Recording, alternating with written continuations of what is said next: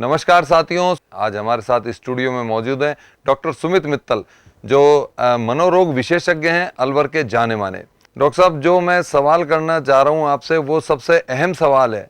इस समय कोरोना काल चल रहा है और कोरोना काल में बड़ी संख्या में लोग मनोरोग हुए हैं और मनोवृत्ति बदली है लोगों की, लोगों के भावार्थ बदल गए, लोग डरने लगे हैं। क्या कहना चाह रहे हैं इस बारे में? धन्यवाद रूपक जी।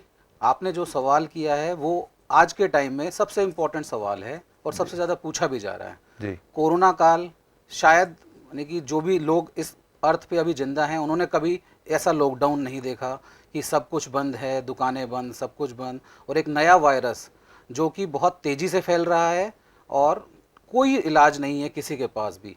लोगों की इस लॉकडाउन के पीरियड में बहुत सारे लोगों की जॉब चली गई, लोगों के पास काम नहीं है, तो भय, आगे मुझे काम मिलेगा कि नहीं मिलेगा, मैं सरवाइव कैसे करूँगा।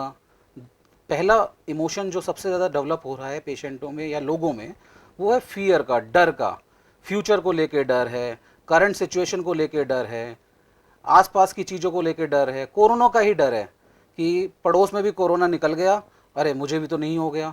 तो वो जो डर का माहौल बना हुआ है कोरोना के कारण, शायद इतने लोग परेशान हो या ना हो, कोरोना के डर के कारण ज़्यादा लोग परेशान बहुत हैं। बड़ी बात कही आपने। और जी दूसरा है इसमें जी रूपक जी, दूसरा इमोशन आ रहा है एंग्जाइटी का, घबराहट, टेंशन का, कि लोग एंग्सियस हैं, चिंतातुर हैं कि क्या होगा क्या होगा। अगले पल का नहीं पता कि आज मैं कहीं बाहर जा रहा हूँ, मैं बाहर जाऊँ या ना जाऊँ, कोरोना तो नहीं ले आऊँगा, मेरे फैमिली को तो नहीं कोरोना हो गया। इसका मैं बताऊँगा कि मेरे पड़ोस में अंकल रहते हैं, वो बहुत अच्छे, यानी कि गवर्नमेंट टीचर हैं और उनकी स्टील की वगैरह की दुकान भी है और जिस पे वो फॉर्मेशन करते हैं स्टील का पार्ट्स का। उनका एक दिन मुझे फ़ोन आया कि सुमित, मेरे को घर से बाहर निकलना ही मेरे लिए दूभर हो गया, मैं 7 दिन से घर से बाहर नहीं निकला हूँ। मैंने कहा क्या हुआ अंकल जी? क्या, मुझे लगता है कि मैं बाहर जाऊँगा तो मुझे कोरोना हो जाएगा और मुझे कोरोना होगा तो मेरे बच्चों को कोरोना हो जाएगा और मेरे सारे घर वाले बर्बाद हो जाएंगे। क्या पूरे दिन मेरे दिमाग में यही ख्याल चलता रहता है। तो उनको मैंने काउंसिल किया काफ़ी देर तक, काफ़ी देर समझाया, कुछ एक आध मेडिसिन भी दी ताकि उनकी एंग्जाइटी डाउन हो। Now he is very doing well. जी। डॉक्टर साहब, अभी देख रहे हैं कि लोगों का काम धंधा छूट गया है, व्यापार पूरी तरह चौपट हो गए हैं, लोगों को कोई मार्ग दिखाई नहीं दे रहा। ऐसे में सुसाइड केस लगातार बढ़ रहे हैं, पूरे हिंदुस्तान में सुसाइड केस लगातार बढ़ रहे हैं। किस तरीके से इन सारी सिचुएशंस को रोका जा सकता है और किस तरीके से लोगों को ये समझाइश की जा सकती है कि हालात से लड़ें? जी डॉक्टर साहब। जी रूपक जी, ये सबसे इम्पोर्टेंट सवाल है आज के टाइम में। अभी कल ही अपन देखे तो सुशांत सिंह राजपूत जो एक्टर थे बॉलीवुड के जाने माने, उन्होंने सुसाइड किया। जी और अपन को ज़्यादा दूर जाने की ज़रूरत नहीं है, 2 दिन पहले अपने अलवर में ही जी। एक दंपति ने सुसाइड कर लिया। बिल्कुल। तो सुसाइड के पीछे बहुत सारे रीज़न हैं। सबसे पहला रीज़न मैं ये कहूँगा कि हम लोग जैसे अपनी फिज़िकल हेल्थ को लेके, हमारी शारीरिक हेल्थ को लेके जितने सजग हैं, उतने अपनी मेंटल हेल्थ को लेके, मानसिक हेल्थ को लेके, मानसिक स्वास्थ्य को लेके सजग नहीं है। अपन अपना एग्जाम्पल लें जी कि आपसे ही आपके किसी दोस्त ने कहा कि यार रूपक, आज तो है ना मन कर रहा है कि मर जाऊं, इससे अच्छा तो जीने से। तो आप उससे क्या कहो? ऐसा कुछ नहीं होता, चल छोड़, चल घूमने चलते हैं। बिल्कुल है ना? बिल्कुल। अपन उससे ये नहीं पूछते कि क्या हो गया, क्या नहीं हुआ, चलते को साइकेट्रिस्ट या साइकोलॉजिस्ट के पास ले चलूँ, कोई बहुत ज़्यादा प्रॉब्लम है तो। अपन उसको हवा में उड़ा देते हैं, अपनी भाषा में अपन कहें बिल्कुल बिल्कुल बिल्कुल। तो। अपन जब तक अपनी मेंटल हेल्थ को बहुत इम्पोर्टेंस नहीं देंगे लाइक फिजिकल हेल्थ, तो ये परेशानियां बढ़ती रहेंगी, होती रहेंगी। अब बात आती है सुसाइड की। सुसाइड में बेसिकली जो पर्सन होता है, जो सुसाइड करने वाला होता है, उसे जीवन में वो सुसाइड करना नहीं चाह रहा होता है, वो मरना नहीं चाहता है, वो अपनी प्रॉब्लम को ख़त्म करना चाहता है। उसे प्रॉब्लम को ख़त्म करने का कोई तरीका समझ में नहीं आता है, तो वो ये सोचता है कि प्रॉब्लम ख़त्म करने का एक ही तरीका है कि जीवन को ख़त्म कर दिया जाए। अगर कोई उस वक्त उसे ये समझा दे कि नहीं, ये प्रॉब्लम तेरी सॉल्व हो जाएगी, तो शायद अपन उस सुसाइड को रोक पाएँ। हमने बहुत सारी सुसाइडें रोकी भी हैं, आपने भी रोकी होंगी और आप भी रोक सकते हैं। हर कोई मेंटल हेल्थ प्रोफेशनल है जी। अगर कोई किसी भी परेशानी से गुजर रहा है तो अपन को उसको हेल्प करनी चाहिए। एक छोटा सा एग्जांपल इसका दूंगा, आपको शायद याद होगा जिया खान जिनकी पहली मूवी अमिताभ जी बच्चन जी के जी, साथ थी, बिल्कुल उन्होंने भी बिल्कुल सुसाइड किया था। बिल्कुल बिल्कुल। और उनका अफेयर था सूरज पंचोली के साथ, और वो सूरज पंचोली के नाम पे लेटर भी लिख के गई थी। तो वो लेटर मैंने पढ़ा। तो सुसाइड करने वाले जो पर्सन होता है, उसकी प्रॉब्लम क्या होती है, वो हर चीज को एक फ्रेम में देखता है कि ऑल और नन। या तो मुझे, जिया खान के केस में बताता हूँ, जी। या तो मुझे सूरज पंचोली मिले, नहीं तो मैं मर रही हूँ। ओ। इतना एक्सट्रीम लेवल पे। क्या सूरज पंचोली के अलावा और कुछ उसकी लाइफ में नहीं था? बहुत कुछ था। फैमिली है, उसका कैरियर बहुत अच्छा था, प्रॉमिसिंग एक्ट्रेस थी, बहुत कुछ था। लेकिन उस वक्त उसे कुछ भी नहीं दिखाई दे रहा था, उसे सिर्फ एक ही चीज दिखाई दे रही थी। जी अगर कोई उसे ये समझा सकता कि नहीं, इसके अलावा भी बहुत सारी चीजें इंपॉर्टेंट है, तो जी शायद जिया खान आज हमारे बीच होती। जी। डॉक्टर साहब, इसमें दोस्तों की क्या अहमियत है कि लोग जब सुसाइड कर लेते हैं या सुसाइड करने से पहले के जो सिचुएशंस हैं, उसमें अच्छे जो दोस्त हैं, अच्छे जो मित्र हैं, जिनसे आदमी अपनी मन की बात कह सकता है, उनकी क्या अहमियत होती है इस पूरी लाइफ में? सर, दोस्तों की तो खुशी में भी उतनी ही अहमियत है जितना दुख होने पे है। जी जैसे कि जो भी पर्सन सुसाइड करता है, वो सुसाइड करने से पहले कुछ वार्निंग साइंस देता है। लाइक कि वो सबको कहेगा कि यार, अपना जो भी पेंडिंग काम होगा उसे पूरा करता रहेगा। जिन लोगों को उसने कभी थैंक यू नहीं बोला होगा, वो थैंक यू बोलने लगेगा। अकेला रहना पसंद करेगा। बातचीत में कई बार ऐसा कह देगा कि यार, अब ज़िंदगी बेकार है, या मर जाऊं इससे अच्छा तो। या फिर ऐसे ही मजाक मजाक में दोस्तों से बात करते हुए कह देगा कि यार, अब तो बस मैं कल ही ख़त्म हूँ, मैं अब आगे नहीं जीने वाला। अच्छा। तो अगर कोई भी आपका दोस्त, आपका निजी परिजन, या कोई भी आपका जानने वाला अगर ऐसी बातें कहता है, तो अपन को उनको लाइटली नहीं लेना है। मरने की बात करना, अगर कोई आपके सामने कर रहा है मरने की बात, तो वो छोटी बात नहीं है। उसको अपन को बहुत सीरियसली लेना है, और उसे और कुछ नहीं करना है। अपन को सिर्फ एक एहसास दिलाना है कि I am here to help you, मैं यहाँ पर हूँ तुम्हारी सहायता करने के बहुत लिए, बड़ी बात चाहे कुछ भी हो। अगर किसी पर्सन जो सुसाइड करने वाला है, उसे ये आश्वासन मिल जाए कि कोई है जो हर कंडीशन में मेरे साथ खड़ा रहेगा, तो बहुत सारी सुसाइड रुक जाएंगी। जी, बहुत सारी सुसाइड। बहुत बड़ी बात कही है डॉक्टर साहब आपने। लेकिन अभी जो कोरोना काल चल रहा है, उसमें लोगों के सामने बहुत बड़ी चुनौतियां हैं। चुनौती ये है कि न तो उसको ये पता है, उसका यही नहीं पता उसका भविष्य है क्या, वो करेगा क्या, काम धंधा बिल्कुल छूट गया है।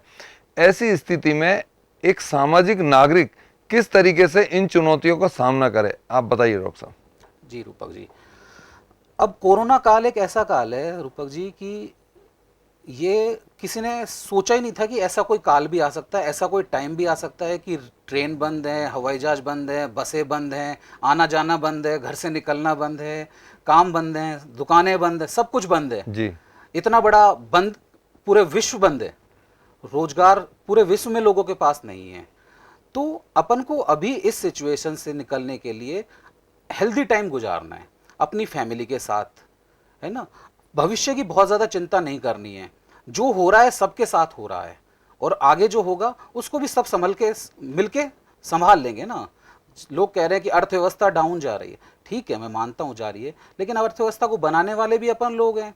बिगड़ेगी कोई बात नहीं, बाद में संभाल लेंगे। आज मेरी घर की पारिवारिक स्थिति खराब हो रही है मान लो, जी तो मुझे हेल्प मांगनी चाहिए। लोग हेल्प मांगने में सकुचाते हैं। आज मुझे किसी चीज़ की ज़रूरत है, तो मुझे बेझिझक आपसे मांगना चाहिए, और ये नहीं सोचना चाहिए कि रूपक जी क्या कहेंगे। आप जो करोगे वो आपका कर्म है, बहुत मुझे तो अपना कर्म करना है। हेल्प मांगना कोई बुरी बात नहीं है। बिल्कुल। भगवत गीता में भी अर्जुन ने श्री कृष्ण से हेल्प मांगी थी ना, कि मैं तो यहाँ पे, मैं ये गांडीव धनुष मैंने रख दिया है अपना, और अब मैं नहीं लड़ने वाला, तुम मुझे आगे मार्गदर्शन करो। बिल्कुल बिल्कुल। और भगवान श्री कृष्ण ने दुर्योधन को भी विराट स्वरूप दिखाया था, और अर्जुन को भी विराट स्वरूप दिखाया था। जी जी। लेकिन दुर्योधन ने उस विराट स्वरूप को नकार दिया था कि ये तो माया जाल है। माया जाल है। और अर्जुन को जब दिखाया, तो उसको देख के वो गदगद हो गया कि भगवान आप मुझे आगे बताइए क्या करना है। तो अपन को हेल्प मांगने से कभी भी नहीं सकुचाना चाहिए। जी। हेल्प मांगिए, एक नहीं करेगा दूसरा करेगा, दूसरा नहीं करेगा तीसरा करेगा। हेल्प मांगने से डेफिनेटली आपको हेल्प मिलेगी। और जब आपको लगेगा कि आपसे इतने लोग प्यार करने वाले हैं, तो आपके मन में नेगेटिव ख्याल आएंगे ही नहीं। जी डॉक्टर साहब, ये जो सुसाइड वाला मैटर है, इसमें अभी आप बता रहे थे कि सिम्टम्स आने लग जाते हैं, लोग बताने लग जाते हैं कि भाई मैं तो मर रहा हूँ यार, मेरी ज़िंदगी ख़राब है पहले से ही। लेकिन कई बार देखा गया है कि तत्काल प्रभाव से आदमी तुरंत सोचता है और तुरंत ही वो सुसाइड कर लेता है। ऐसी सिचुएशन में कैसे, मतलब क्या नशे का पात्र होता है या नशे का बहुत बड़ा पार्ट प्ले होता है उसमें? किस तरीके की जो भ्रांतियाँ होती है वो होती है उसमें? देखो सर, सुसाइड में सबसे मोस्ट कॉमन कारण सुसाइड का है डिप्रेशन, कि आदमी लंबे टाइम से डिप्रेशन में चल रहा है किसी भी बात को लेके। जी ये बायोलॉजिकल भी हो सकता है, कई लोगों के पास कोई कारण नहीं होता है लेकिन उनके न्यूरोकेमिकल लेवल पे वो चेंजेस हो चुके होते हैं कि वो चाह के भी पॉजिटिव नहीं सोच पाते हैं।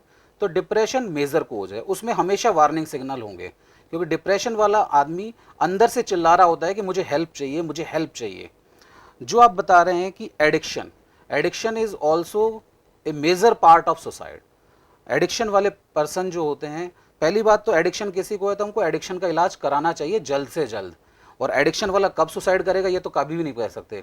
मैंने ऐसे ऐसे पेशेंट देखे हैं साहब, एल्कोहल उन्होंने इतना पी लिया कि वो हमारी लैंग्वेज में कहते हैं ड्रंकननेस वाली कंडीशन में था, उन्हें कोई होशो हवास नहीं वो क्या कर रहे हैं, and they committed suicide attempt bye hanging. और बाय चांस वो बच गए, फैमिली ने देख लिया और वो हमारे पास आए, उन्हें याद भी नहीं है कि उन्होंने हैंगिंग की है, ओह इतना हद तक वो ड्रंक थे। बिल्कुल। तो अगर कोई भी एडिक्शन है तो उसका इलाज अपन को एडिक्शन का कराना चाहिए पहले। एडिक्शन तो फिर सुसाइड क्या, होमिसाइड भी करा सकता है। वो किसी के ऊपर गुस्सा है, उसने चाकू घोंप दिया।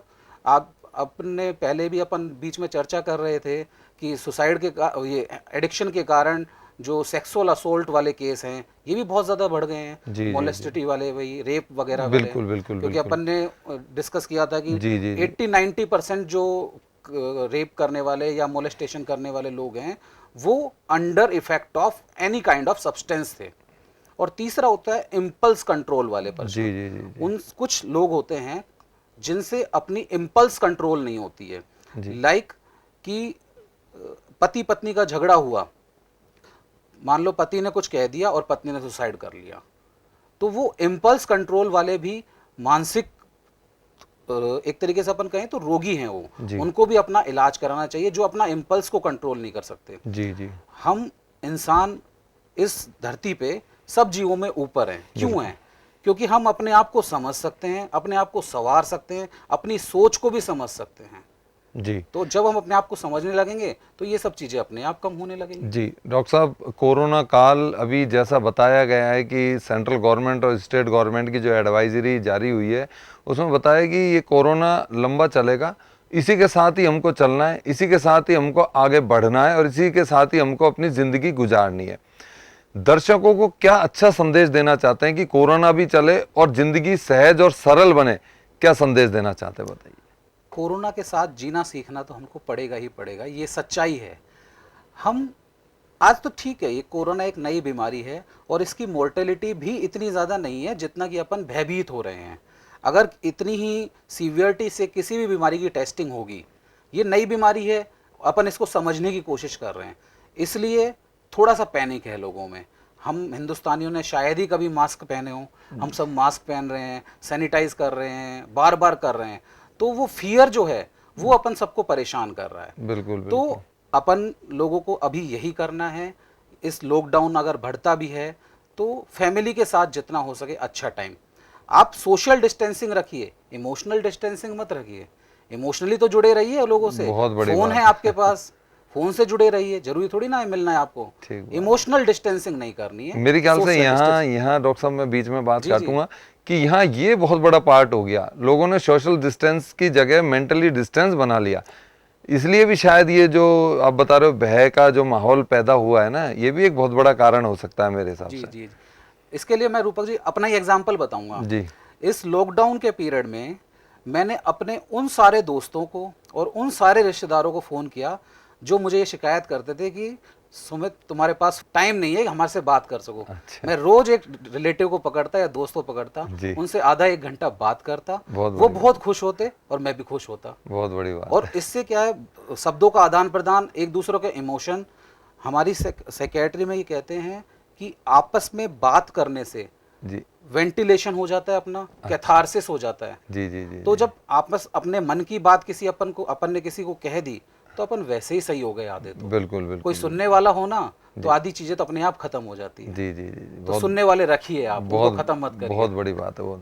तो देखा दोस्तों आपने कि डॉक्टर सुमित मित्तल ने कितनी अच्छी बात बताई है कि हमको कोरोना के साथ लड़ना है, इसी के साथ बढ़ना है और इसी के साथ चलना है, लेकिन आपस में सोशल डिस्टेंस रखना है, लेकिन मेंटली डिस्टेंस नहीं रखना है। बात करनी है, एक दूसरे के सुख दुख को बांटना है। तो आज आप स्टूडियो में पधारे, आपका बहुत बहुत धन्यवाद। नमस्कार।